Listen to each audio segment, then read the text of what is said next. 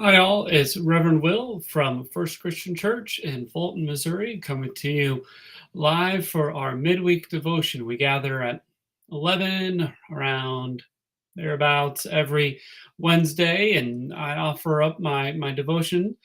This week, it's actually going to be sort of a retelling of a sermon I gave this past Friday. I was invited by my alma mater, Culver-Stockton College, to give the Baccalaureate sermon, the sermon for the worship service before graduation, and I thought it'd be good to share that sermon because I think it was a pretty good one.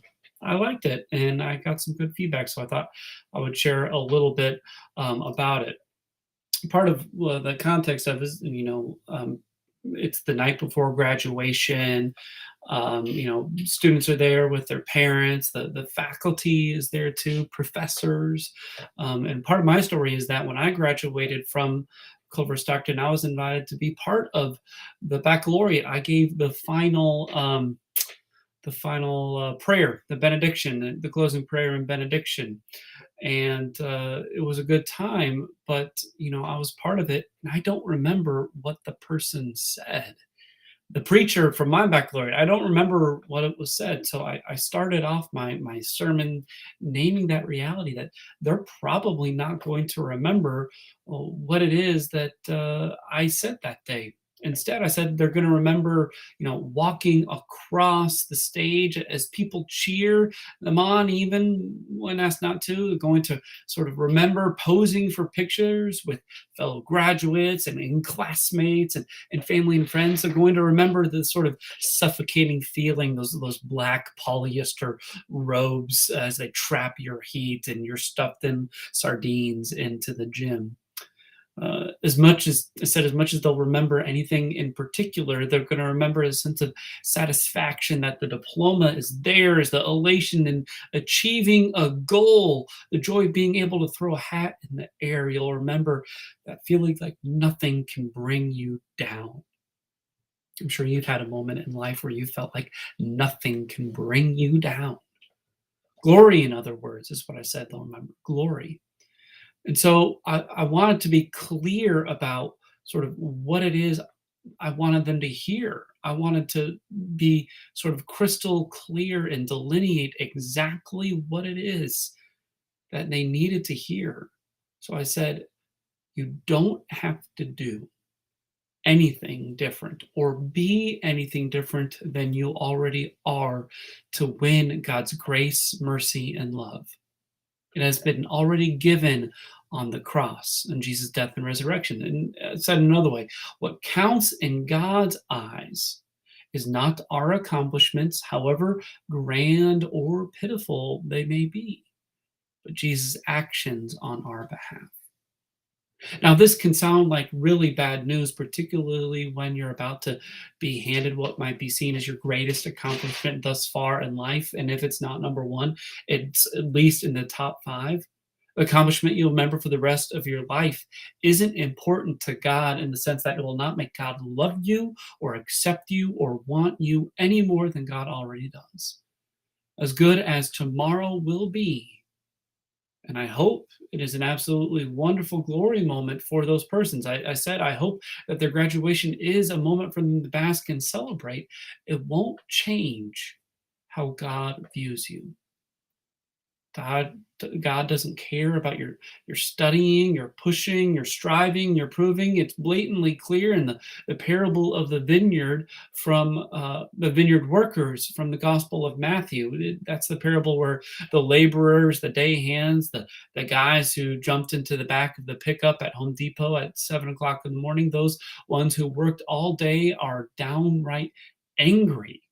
They were paid the same as those who waltzed in just 15 minutes before the closing bell.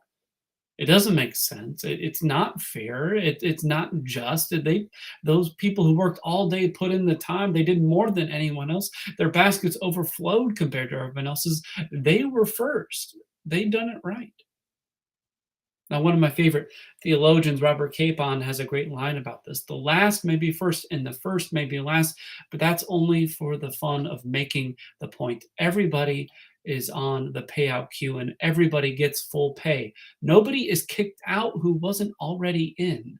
The only bruised backsides belong to those who insist on butting themselves into outer darkness. Only people excluded from God's love and grace and mercy are those who continue to try and show they can rely on themselves to earn it. So, our good works won't change how God views us, but the flip side is true too. There's nothing, and I do mean nothing, you can do that can take away what God has already done for you or change how God already feels about you. That's what Paul means when he writes in Romans, while we were still weak, at the right time, Christ died for ungodly people. While we were weak, while we were unimportant, while we were unaccomplished, while we didn't deserve anything, that's when God showed God's love for us. Paul continues and said, but God shows his love for us because while we were still sinners, Christ died for us. God does not abandon us when we are at our lowest, our moment of disrepute, or when we feel ashamed for who we are or what we have done. Now, the sermon continued on, but I think that's a good place to stop. It's a good place to be reminded that God's love for us is given regardless of who we are or what we've done, the good and the bad. And I think that's a good message because so often our feelings, our emotions are sort of tossed and turned by our life and our station. If things are going good or things are going bad, the way we view ourselves is either good or bad, but God's view of us doesn't change. God loves you just the way you are, and there's nothing that can change that. Christ's death and resurrection is for you. And there's nothing that can change that. And I hope that this good news engenders in your life some sort of confidence, some sort of hope that you can and will do good in the world. Thanks for joining me for this kind of longer midweek devotion. If you like what you heard, please like and share it with someone who you think needs to hear it. And you're invited to join us for worship on Sunday morning at 10:30. But if not, our benediction is the same as always. God be with you till we meet again.